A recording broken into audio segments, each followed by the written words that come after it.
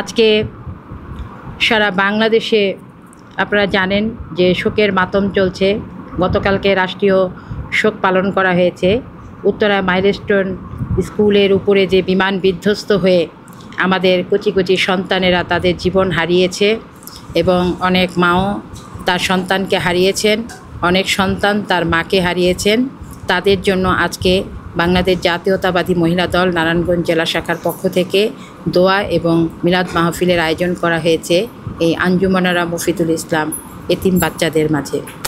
আমি এই শোকসপ্ত পরিবারের প্রতি সমবেদনা জ্ঞাপন করছি এবং তাদের শোক সইবার মতো ক্ষমতা যেন আল্লাহ পাক দেন, সে আল্লাহ পাকের কাছে দোয়া কামনা করছি। আপনারা জানেন যে আমাদের দেশনায়ক তারেক রহমান তিনি শোক বহির্বল হয়ে শোক বার্তা দিয়েছেন। এই পরিবারের কাছে আমাদের প্রতিনিধি গিয়েছে। এখন যে মা তার সন্তানকে হারিয়েছে তাকে সান্ত্বনা দেবার মতো ভাষা আমাদের নেই, কিন্তু আমরা একটি কথা বলতে চাই, সেটা হলো যে এতগুলো প্রাণ যে অকালে ঝরে গেল এটার জন্য আসলে দায়ী কারা? আমরা তো দেখেছি যে বিগত বছরগুলোতে ফ্যাসিবাদ সরকারের শেখ হাসিনা সরকার বলেছে যে অনেক বিমান কেনা হয়েছে, এই দেশের উন্নয়নের জন্য বিমান কেনা হয়েছে। তো সেই আধুনিকতম যে বিমানগুলো কেনা হলো, যে রাষ্ট্রীয় খরচ দেখানো হলো, আসলে সেই টাকাগুলো কোথায় গেল? কোথায় বিমান? সেই ৭৬ সালের আমলের যে একটা লক্কর বিমান দিয়ে এই ৫ কোটি মানুষের যে বসবাসের যে শহর ঢাকা শহর, সেখানে তাদেরকে ট্রেনিংপ্রাপ্ত বিমান একটা অকেজো বিমান দিয়ে যে তাদেরকে ট্রেনিংয়ে বিমান হিসেবে তাদেরকে দেওয়া হলো। আজকে সে বিমানের যে পাইলট সে নিজেও মৃত্যুবরণ করলো, সেও তো একটা রাষ্ট্রের সম্পদ।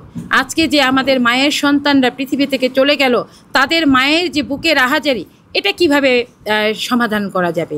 অতএব আমাদের কথা হলো যে এই বাংলাদেশ থেকে, এই সুন্দর বাংলাদেশ, যে বাংলাদেশকে গড়ে তোলার জন্য লাখো শহীদ রক্ত দিয়েছে, সেই শহীদের রক্তের উপরই করে আমরা একটা কথাই বলতে চাই যে আসুন আমরা সবাই ঐক্যবদ্ধ হয়ে একটা সুন্দর বাংলাদেশ গড়ি, যেই বাংলাদেশে থাকবে না কোনো দুর্নীতি, যেই বাংলাদেশে থাকবে না কোনো চাঁদাবাজি, যেই বাংলাদেশে থাকবে না কোনো যুদ্ধ হানাহানি, কোনো মারামারি কাটাকাটি।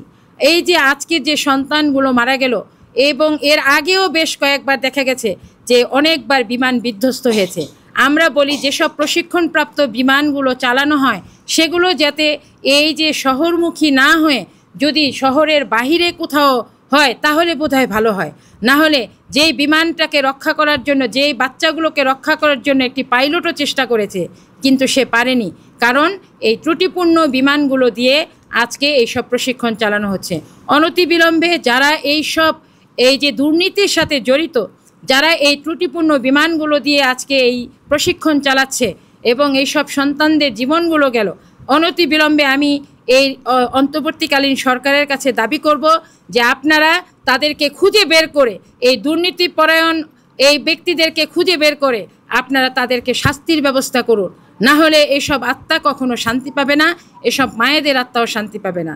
অতএব দেশনায়ক তারেক রহমান, দেশনেত্রী বেগম খালেদা জিয়া এবং আমাদের মহিলা দলের পক্ষ থেকে এই শোকসপ্ত পরিবারের প্রতি গভীর সমবেদনা জ্ঞাপন করছি এবং আল্লাহ পাক যেন তাদেরকে জান্নাতুল ফেরদৌস নসিব করেন এবং তাদের পরিবারকে একসই শোক সইবার মতো শক্তি প্রদান করেন।